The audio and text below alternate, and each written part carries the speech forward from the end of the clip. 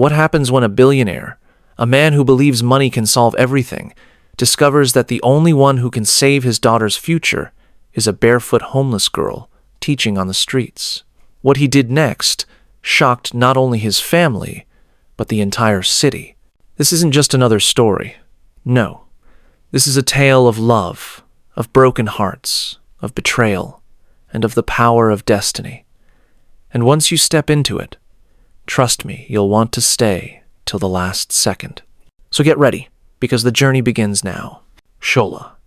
Just the name carried a softness. She was maybe 16, maybe younger, no one really knew. Her clothes were torn, her hair messy, but her eyes?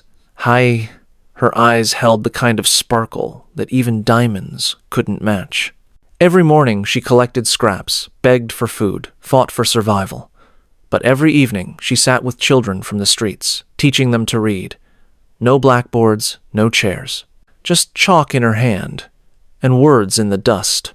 She would smile, clap, laugh as the kids repeated after her. "A for apple," she'd say, and their voices would rise together like a song of hope against the cruel noise of the city. She was homeless, yes, but in that little circle, she was queen. Jessica Hayes, the only daughter of billionaire Richard Hayes. Her life looked perfect to outsiders, gated mansions, designer clothes, private schools. But deep inside, Jessica was a storm. Her father's empire was crumbling. Her grades were falling, and her so-called friends whispered behind her back. Every night, she sat by her window, tears rolling down her cheeks, surrounded by luxury, yet feeling missed. Do you know that feeling? Having everything and still feeling like your heart is breaking? That was Jessica. One rainy evening, Jessica's driver left her near a bookstore. She wasn't looking for books. She was looking for escape from the weight of expectations, from her father's anger, from her own loneliness. And that's when she saw it. A small crowd of children on the street, laughing, clapping, repeating letters after a barefoot girl. Jessica slowed her steps, her eyes locked on Shola. The way she smiled, the way she taught, the way she gave when she had nothing, it was magnetic. Jessica's heart whispered, "How can someone with nothing to give so much?" Her tears dried. For the first time in weeks, she felt something strange. Not pity, not superiority, admiration. She sat down quietly near the circle. Shola noticed her, but didn't stop. She kept teaching, her voice loud, her energy brighter than the streetlights. And Jessica, she repeated the letters too, softly, under her breath. Now pause for a second. Just picture it. A billionaire's daughter in expensive shoes, secretly learning ABC from a homeless girl in the dirt. If that isn't destiny playing games, I don't know what is. That night, Jessica couldn't sleep. Her mind kept replaying Shola's smile, her laughter, the way she made even broken children feel whole. And Jessica whispered to herself, "I have to see her again." And she did. The very next evening, Jessica returned. This time, she brought cookies from her home, sharing them with the street kids. They cheered, and Shola looked at her with cautious eyes. Jessica sat down, smiling. "Can I learn with you?" she asked shyly. Shola blinked, surprised, but then she nodded. And just like that, the friendship began.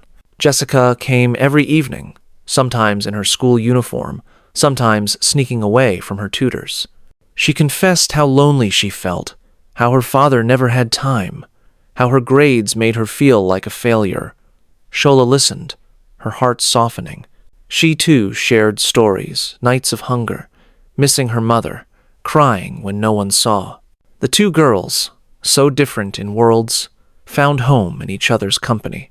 And listen, Haye, the way Jessica's face lit up around Shola, it wasn't just friendship, it was admiration, closeness, the kind of bond where missing someone feels like a broken heart every second.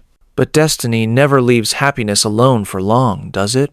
Richard Hayes, Jessica's father, was a man of iron pride. He had built his empire from scratch and was known as ruthless in business.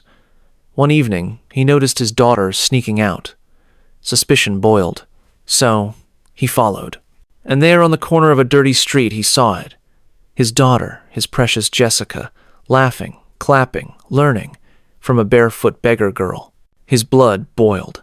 His pride shattered. That night, the mansion's walls trembled with his rage. "How dare you disgrace me, Jessica? Learning from a street rat? A beggar? Have you lost your mind?" Jessica's tears streamed as she pleaded, "Papa, you don't understand. She's the reason I haven't broken completely. She gives me strength when you're too busy to even see me." But Richard's anger was deaf. "Never see her again. Do you hear me? Never." Now seriously, why do billionaire dads in stories always sound like they graduated from the same angry dad training school? Jessica's world crumbled. She cried all night, whispering Shola's name. And Shola, sitting in her corner of the street, stared at the stars, whispering, "Jessica, where are you?" Days passed. Jessica missed her terribly. She felt her broken heart ache like a wound. And fate had another twist waiting. Richard's empire was on the brink of collapse. A massive contract required Jessica to compete in a national academic challenge. If she failed, his credibility, his business, everything would fall apart. But Jessica was failing. Tutors came and went. Nothing worked. She was drowning. And Richard, for all his arrogance, knew it. He slammed his fist on the table. "What do I do? Who can save her?" And then the memory hit him. That barefoot girl, that beggar with chalk in her hand, that spark in her eyes, the one he had insulted. Imagine the scene. A billionaire, swallowing his pride, standing before a street girl's broken shed, his voice trembling, "Please, help my daughter." The same man who once called her nothing, now begging. If that isn't life turning tables, what is? Shola agreed.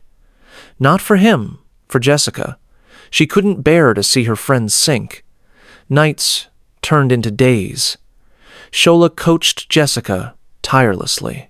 She used stories, songs, games, things no tutor ever tried. And slowly, Jessica bloomed. Her confidence returned. The bond grew deeper. Jessica would look at Shola with teary eyes, whispering, "I missed you so much. Don't leave me again." And Shola would smile softly, "Never." The day of the competition came. Jessica stood on stage, trembling. Her father watched from the front row, sweat on his forehead. The hall was packed, cameras rolling. Question after question came. Jessica answered, stronger, braver, perfect.